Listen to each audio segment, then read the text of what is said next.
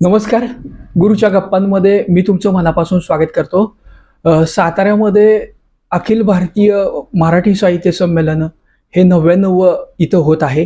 या अनुषंगानं खरं तर सातारचा इतिहास आणि त्या अनुषंगानं खरं तर साहित्य संमेलनाची पार्श्वभूमी सांगण्यासाठी आज आपल्या गुरुच्या गप्पा कार्यक्रमामध्ये सन्माननीय संभाजीराव पाटणे सर, खरं तर माझे ते गुरूंचे गुरु आहेत आणि खऱ्या अर्थानं अण्णांचा आज अमूल्य असा वेळ मिळालेला आहे. साहित्य संमेलन आणि एकूणच सातारच्या अनुषंगाने त्याचं महत्त्व या संदर्भात अण्णा आपल्याशी संवाद साधणार आहेत. तर प्रथमतः आपण अण्णांचं आपल्या कार्यक्रमामध्ये स्वागत करूयात. नमस्कार अण्णा. नमस्कार. अण्णा, काय सांगाल? अखिल भारतीय मराठी साहित्य संमेलन 99 साताऱ्यामध्ये होत आहे, या अनुषंगाने काय सांगाल? साहित्य संमेलन म्हणजे साहित्याचा एक उत्सव आहे. हा. सातारा शहरामध्ये आणि सातारा जिल्ह्यामध्ये अनेक मोठे साहित्यिक होऊन गेले, आजही आहेत. आणि या सर्वांचं स्मरण या निमित्तानं होत असताना मला विशेष आठवण येते ते 93 सालच्या साहित्य संमेलनाचे स्वागताध्यक्ष श्रीमंत छत्रपती आमदार अभयसिंहराजे भोसले हे होते. आणि त्या संमेलनाचे अध्यक्ष विद्याधर गोखले या ठिकाणी आलेले होते. आणि विद्याधर गोखले अत्यंत नाटककार म्हणून, संगीत नाटककार म्हणून प्रसिद्ध होते. सातारलाही या नाट्यभूमीचा वारसा कोल्हटकरांच्या रूपानं आपल्याला आजही पाहायला मिळतो. मग सातारा साहित्य संमेलन होत असताना श्रीमंत छत्रपती अभयसिंहराजे भोसले तथा भाऊसाहेब महाराज यांच्याशी संवाद साधता आला. त्यांच्याबरोबर अनेक दिवस काम करतो आहे आणि या कामामध्ये त्यांची साहित्यिक दृष्टी ही वेगळ्या स्वरूपाची होती. मला आठवत आहे की शुक्रवार होता आणि 12 फेब्रुवारी 1993 या दिवशी अभयसिंहराजे भोसले यांचं स्वागताध्यक्षाचं भाषण हे झालेलं होतं. आणि आमची चर्चा होत असताना मला आजही आठवतं आहे, अभयसिंहराजांनी सातारा जिल्ह्यातल्या सर्व साहित्यिकांचा आढावा त्यावेळेला घेतलेला होता. साहित्यिकांचा पूर्वी साताराला 1905ला 1962ला ही साहित्य संमेलनं झाली होती. ना आपटे कोरेगावचे आणि त्याचबरोबर दादासाहेब करंदीकर साताऱ्यांचे अध्यक्ष हे त्यावेळेला त्या संमेलनांचे होते. काकासाहेब गाडगिळ या पूर्वीच्या संमेलनाचे अध्यक्ष होते. परंतु सातारला हा बहुमान 93 साली मिळाला आणि ते संमेलन यशस्वी झालं, गाजलं. मला 2 गोष्टी आठवण होते त्याची, की अभयसिंहराजांच्या भाषणामध्ये शेवटी त्यांनी जे सांगितलं होतं कुसुमाग्रजांचे वाक्य, की हे जग सुंदर आहे, हे जग सुंदर आहे, झाडं सुंदर आहेत, या ठिकाणचा आपण सर्वाहून चांदण्या सुंदर आहेत, पण सर्वाहून सुंदर आहे तो माणूस. आणि माझ्या आकाशामध्ये जो आपण पाहतो, आकाश सुद्धा सुंदर दिसतं, परंतु माथ्यावर जोपर्यंत आकाश आहे आणि पायाखाली जोपर्यंत जमीन आहे तोपर्यंत माणसासाठी चालत राहणार, असं कुसुमाग्रजांनी सांगितलेलं आहे. माणूस म्हणून हा महत्त्वाचा भाग जो आहे तो माणूस घडला पाहिजे. हा माणूस हा विचाराने घडतो आणि विचार जर आपल्याला प्रगल्भ जर रीतीनं प्रज्ञेच्या स्वरूपामध्ये, प्रतिभेच्या स्वरूपामध्ये विचार पाहत असताना आपण काही मोठ्या माणसं, मोठे साहित्यिक आहेत, या सर्व साहित्यिकांचा एक मेळावा या ठिकाणी होतो आहे. आणि या मेळाव्याच्या रूपानं एक सातारच्या कंदी पिढ्यांचं स्वरूप आलेलं होतं. त्यावेळेला युनायटेड वेस्टर्न बँकेनं आम्हाला गणेशाच्या मूर्ती सुंदर अशा भेट दिलेल्या होत्या. आणि या संमेलनामधलं आपण जे विचारत आहात त्याच्यामध्ये माझ्या मनामध्ये जे घर करून राहिले ते आठवण म्हणजे शक्ती आणि भक्तीचा संगम. आदल्या दिवशी रात्रीच्या वेळ आनंदी होऊन ही संत ज्ञानेश्वरांची ज्योत आली, देहून संत तुकारामांची ज्योत आली, तशा बाहेरगावच्या या ज्योती आल्या, ज्ञानज्योतीच होत्या. त्या समाजसुधारकांची परंपरा आहे. कडगुणहून महात्मा फुलेंच्या पूर्वजांचं गाव ते, त्या गावाहून ज्योत आलेली होती. वाईला केवलानंद सरस्वती स्मारकगृह आहे, या केवलानंद सरस्वती तिथून ज्योत आलेली होती. कराडला यशवंतराव चव्हाणांचं समाधीस्थान आहे, तिथूनही यशवंतराव चव्हाणांची ज्योत आहे. समाजसुधारक तसंच या अध्यात्म क्षेत्रातले अनेक मोठी माणसं, ब्रह्मेंद्र स्वामी असतील, केवलानंद सरस्वती बरोबर, गोंधळाचे गोंधवलेकर महाराज असतील, पुसेगावचे सेवागिरी महाराज असतील, ही सगळी जी स्थळं आहेत ही ऐतिहासिकदृष्ट्या महत्त्वाची आहेतच, परंतु त्याचबरोबर संत वाङ्मयाचं एक अभ्यासिक केंद्र म्हणून ह्या दृष्टीकडे आपण सगळे पाहत असतो. तर त्या ज्योतीची आठवण माझ्या मनामध्ये अशी आहे नगराध्यक्ष त्यावेळेला प्रकाश गवळी हे होते. बर आणि साहित्य संमेलनाच्या सगळ्यामध्ये नगर परिषदेचाही मोठा त्यावेळेला सहभाग होता. सहभाग रात्रीच्या वेळेला ह्या ज्योती आल्या मोठ्या हा सगळ्या साहित्यिकांच्या, आणि ते याचं जे एक वातावरण निर्माण झालेलं होतं. हा. दुसऱ्या दिवशी ग्रंथदिंडी होती.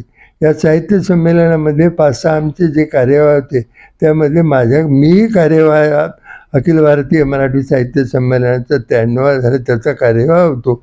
आणि कार्यवाहात असताना माझ्याकडे जो विभाग दिलेला होता तो ग्रंथदिंडी आणि या ज्ञानज्योती ह्या सगळ्या आणायच्या, समाज सुधारकांच्या ठिकाणाहून ज्योती आणायच्या, भव्य असं स्वरूप. आणि मला आजही आठवतं आहे हा की त्या काळामध्ये ग्रंथदिंडी आमची सकाळच्या वेळी निघालेली होती.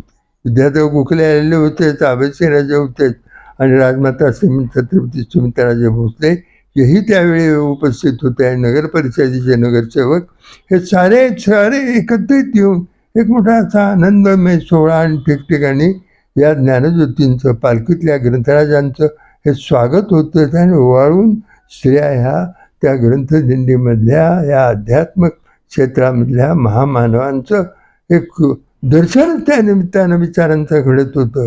आणि अप्रतिम अशी भव्य अशी 1.5-2 किलोमीटर तालीम संघापासून जे आमची सुरू झालेली ही ग्रंथदिंडी होती, ही दिंडीचं स्वागत ठिकठिकाणी मोठ्या आनंदानं आणि उत्साही वातावरण सगळी निर्माण झालेलं होतं.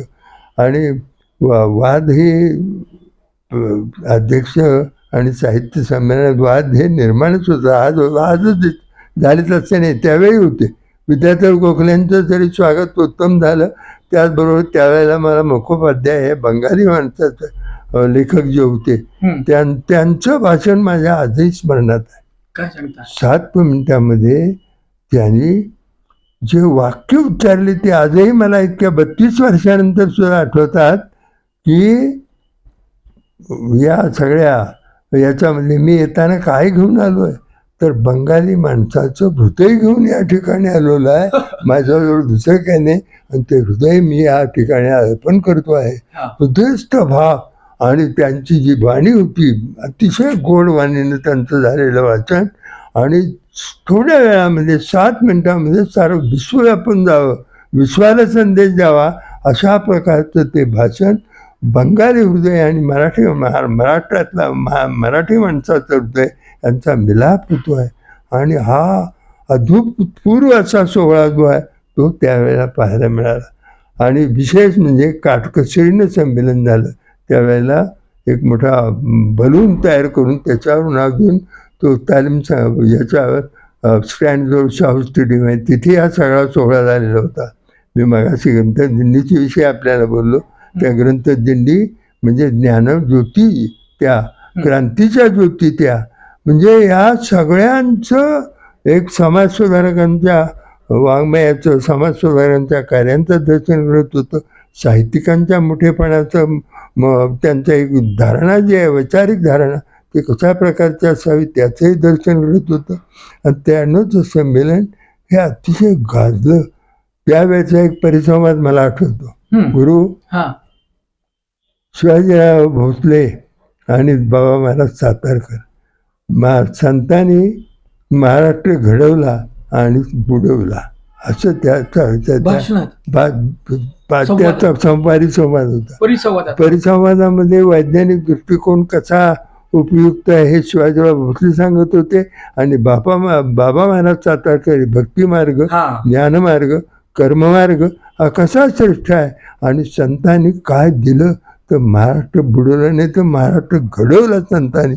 आणि त्याचं विवेचन आणि त्याची ती बाबा महाराज सातारकरांची वाणी सगळ्यांच्यावर प्रभाव टाकून गेली.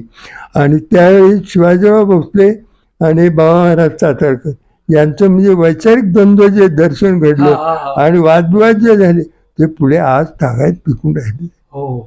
म्हणजे एक त्यापूर्वी कराडला संमेलन झालेलं होतं. इकडे जसे त्याजवळ गोखले होते तसे कराडच्या स्वागत या साहित्य संमेलनामध्ये 1975 झालं. त्याला मी 3 दिवस कराडमध्ये होतो त्या साहित्य संमेलनात. तिथली मला आठवण येते आज सुद्धा कराडच्या साहित्य संमेलन तुकाबाई भागवतांनी जयप्रकाश नारायण यांना बरं वाटावं म्हणून सगळ्यांना उभं केलं. हा आणि यशवंतरावजी चव्हाण भारताचे केंद्रीय मंत्री त्यांना सुद्धा उभं करा त्या बाईंनी केलं. अरे सगळं आश्चर्यच मला वाटलं हे एकदम आपा. आणि मी असा अचंबित झालो, हे काय सगळं चाललंय एकदम. आणि पण यशवंतराव चव्हाण ते सांगितलेलं वाक्य माझ्या आजही लक्षात आहे. ते सगळं होऊन गेला तर उभे राहिलो. तर यशवंतरावजी त्यावेळी म्हणाले जयप्रकाश नारायण हे महान व्यक्ती आहे हो. आणि त्यांना बरं वाटण्यासाठी प्रार्थना केलो, पण मी येताना राजकारणाचे थोडे बाहेर करून आलेलो आहे. इथे साहित्यिक म्हणून आलेलो आहे, साहित्यप्रेमी म्हणून मी या ठिकाणी आलेलो आहे. म्हणजे आदर दोन्हीकडं व्यक्त करून आपली भूमिका स्पष्टपणे मांडली. त्यावेळेला वि स खांडेकर, पु ल देशपांडे, तर्कतीत लोकशाही शास्त्री जोशी हे साहित्य क्षेत्रातली मोठी मंडळी सगळी त्या स्टेजवर पाहायला मिळाली. आणि त्या यशवंतराव चव्हाणांच्या भेटायला तांदळे नावाचे ग्रस्त एक धनगर समाजाचे आले आणि ते म्हणाले साहेब मला 1-2 मिनटं आपल्याशी बोलायचे. काय काय बोलायचं म्हणजे बोल बोल. आणि त्यांनी सांगितलं मला हे कुणी यायचं स्टेजवर मला म्हणू देत नाही मला धनगरी गीत, किंवा माझं जोडे एक गीत आपण मला म्हणायला परवानगी द्यावी. चव्हाण साहेबांनी त्याला परवानगी दिली आणि सांगितलं यांचं होऊ द्या. आणि त्यांचं गीत म्हणून झालं इतकं सुंदर अप्रतिम त्या तांदळ्यांचं धनगरी गीत होतं. आणि त्यानंतर तांदळे महाराष्ट्रभर गेले त्या एका गीतानंतर.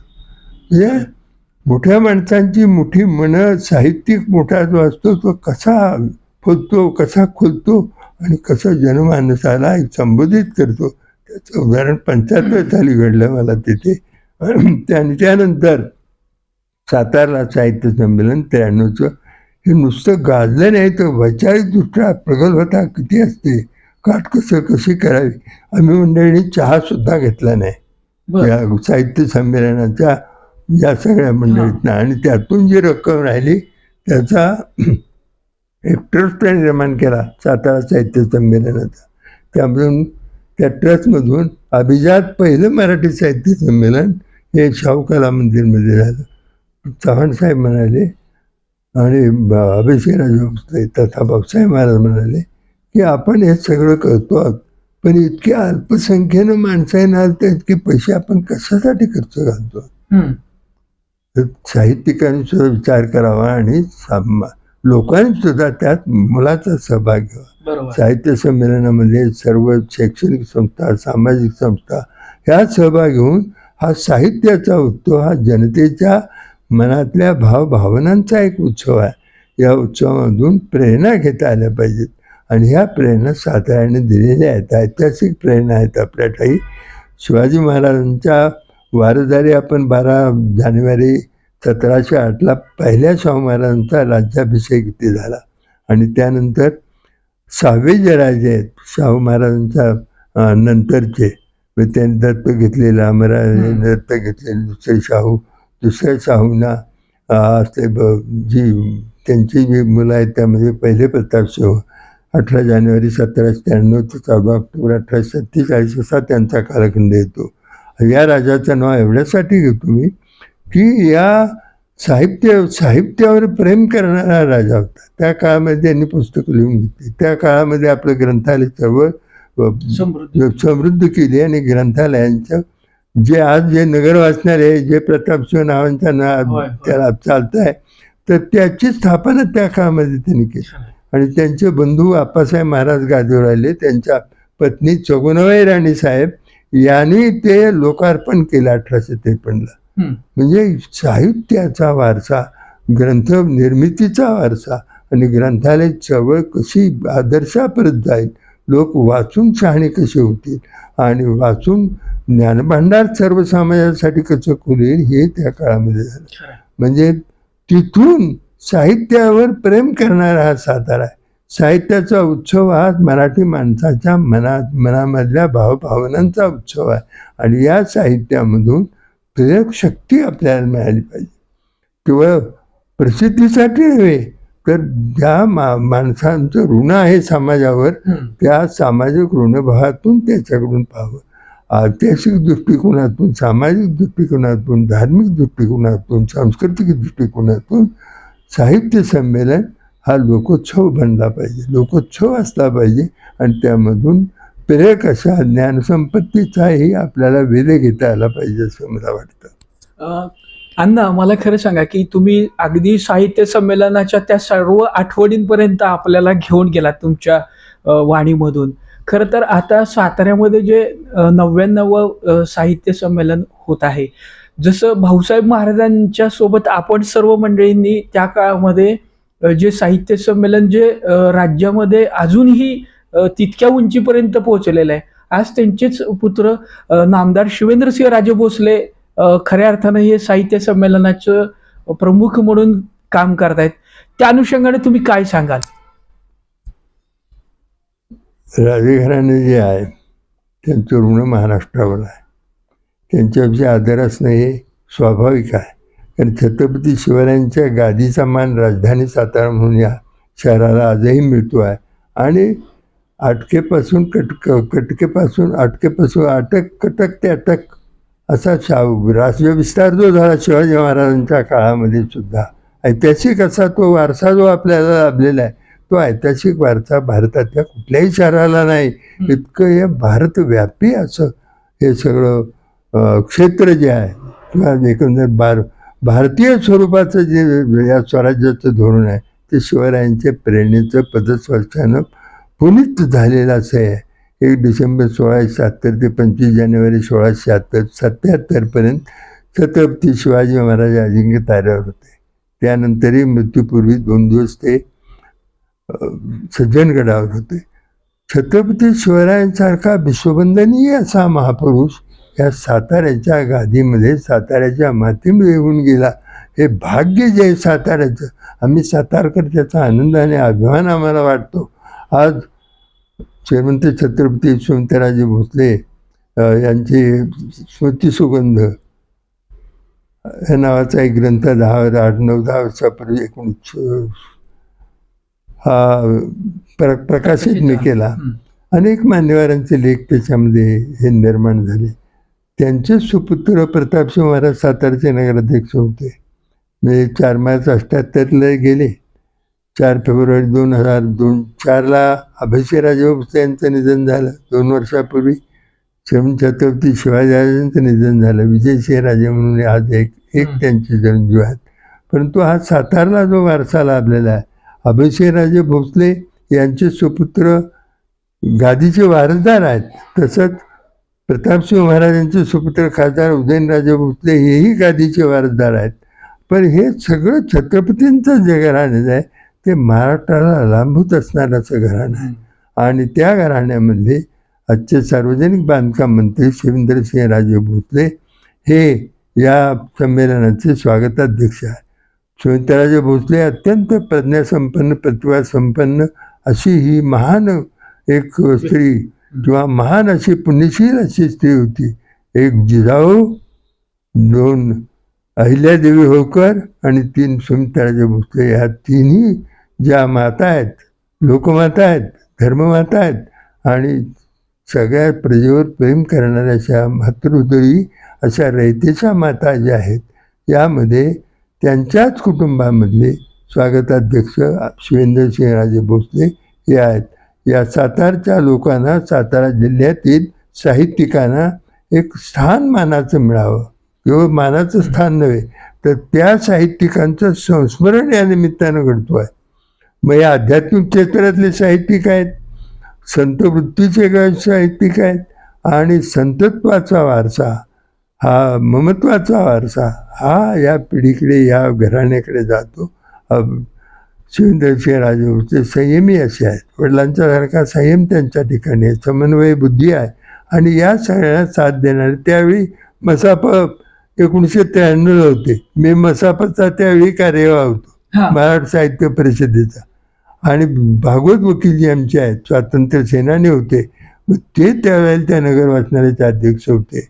आणि हे त्यावेळेचं साहित्य संमेलन म्हणजे साहित्य संमेलन त्या काळातली 100 वर्षापूर्वीची. आणि आजची याच्यामध्ये तफावत आहे पुष्कळ. आज नवी पिढी लिहू लागलेली आहे. पण त्या पिढीच्या ठाई श्रमाची तयारी कमी दिसते. वाचनाची जी इच्छा, वाचन करून आपलं मन घडतं आणि ते कसं घडतं हे आपल्याला या निर्णया शिवेंद्रसिंहराजे भोसले तरुण आहेत, होतकरू आहेत, समाजावर प्रेम करणारे व्यक्तिमत्व आहे. आणि निंदा नालस्ती याच्या पलीकडे माणूस जर गेला, माणसामधला माणूस जो आहे तो जागा ठेवण्याचं काम हे करणं सुद्धा भाग आहे. केवळ राजकारण जे आहे ते सर्वस्व असत नाही. राजकारण हा जीवनाचा एक पार्ट आहे, भाग आहे तो. परंतु ते राजकारणात उड्या मारत बसणं, इकडे तिकडे करत बसणं यापेक्षा सुद्धा मराठी माणूस चांगल्या विचाराने पुढे कसा होईल, मूल्यांचं जतन कसं होईल. लोकशाही मूल्य ही राज्यकर्त्यांच्या ठाईच असून भागत नाही, तर जनतेच्या ठाईत सुद्धा असल्या पाहिजे. सामाजिक दृष्टिकोन असला पाहिजे. स्वातंत्र्य, समता, बंधुता, मानवता ही साहित्यातून तुमच्याकडे यायला जास्त मदत होते. तर शिवेंद्रसिंहराजे भोसले हे आणि त्याचबरोबर मसापचे इथले शाहूपुरी मसापचे अध्यक्ष विनोद कुलकर्णी आहेत, ही सगळी मंडळी आहेत. या मंडळींच्या बरोबर सातारला ग्रंथ महोत्सव समिती आहेत. माझे चिरंजीव प्राचार्य डॉक्टर यशोत्सव समितीचे अध्यक्ष आहेत. आत्ता यापूर्वी शंकर सारडा होते, साहित्यिक सातारचे, समीक्षक सातारचे, ते त्यावेळेला हे कार्याध्यक्ष होते. आज ही मंडळी मसापाची मंडळी आहेत, सावंत असतील, तुमचे बेडके असतील, ही मंडळी या क्षेत्रामध्ये तशी नवीन आहेत. ती जुन्या माणसांच्या विषयी आदर ठेवून पुढे जाणं आणि या समाजाला एक वेगळा दृष्टिकोन देणं. या दृष्टिकोनामध्ये तो ऐतिहासिक दृष्टिकोन असतो, तो सामाजिक दृष्टिकोन असतो, सांस्कृतिक दृष्टिकोन असतो, आध्यात्मिक दृष्टिकोन असतो. आणि यामधून हे संमेलन यशस्वी करणं ही केवळ एका व्यक्तीचंच काम आहे असं नाही, तर त्याला सगळ्यांनी साथ दिलं पाहिजे. आणि सगळ्या चांगल्या कार्यामध्ये, चांगल्या कामामध्ये सर्व उत्तम प्रकारची साहित्यिक दृष्टी जी आहे, जी आम्हाला महामानवांनी दिलेली आहे. आणि आपल्या सद्भाग्यानं सातारा जिल्ह्यामध्ये अनेक साहित्यिक हे निर्माण झालेले आहेत आणि आजही होत आहेत. तर्कतीत लोकशास्त्री सारखा मोठा पण विद्वान ग्रस्त ते साहित्य संस्कृती मंडळाचे त्यावेळेचे अध्यक्ष, यांच्याकडे जी दृष्टी होती. संतोषजी चव्हाणांच्यासारखे एक संयमशील आणि साहित्यिक दृष्टिकोनाला मानणारा ग्रस्त, मानणारे देशभक्त ही हुतात्म्यांची परंपरा, स्वातंत्र्याची परंपरा, या सगळ्या परंपरेमध्ये साहित्यालाही एक परंपरा आहे. आणि त्या दृष्टीने हे साहित्य संमेलन जे इथे होते 1 जानेवारी ते 4 जानेवारीपर्यंत 4 दिवसाचं, त्याला आपण सगळ्यांनीच मदत करणं हे कर्तव्य आहे असं मला वाटतं. नक्कीच. खरंच अण्णांनी खरं तर साहित्य संमेलनाचा इतिहास आणि एकूणच भाऊसाहेब महाराजांच्या काळामध्ये त्यांनी ज्या पद्धतीनं, म्हणजे यामध्ये अण्णासुद्धा सहभागी होते, खूपच चांगल्या पद्धतीचा हा प्रवास खरं तर आजच्या नव्या पिढीला नक्कीच प्रेरणा देणारा आहे. एकूणच अण्णांच्या सोबत खरं तर जसं आपण पंढरपूरला जातो आणि पंढरीची वारी करतो, तशा पद्धतीने एक साहित्याची वारीच अण्णांनी अगदी तारकांसहित मुखोद्गत पद्धतीनं आपल्यासमोर विशद केलीत. खरं तर अण्णांनी आपल्याला वेळ दिलात आणि आपल्या गुरुच्या गप्पा कार्यक्रमामध्ये अत्यंत महत्त्वपूर्ण असलेल्या अखिल भारतीय मराठी साहित्य संमेलनाचा इतिहास हा आपल्या सर्वांसमोर विशद केला. त्याबद्दल सर्व सातारवासियांच्या वतीनं आणि गुरुच्या गप्पा परिवारातर्फे आपण अण्णांचं आभार मानूयात. धन्यवाद अण्णा. हो, नमस्ते, धन्यवाद.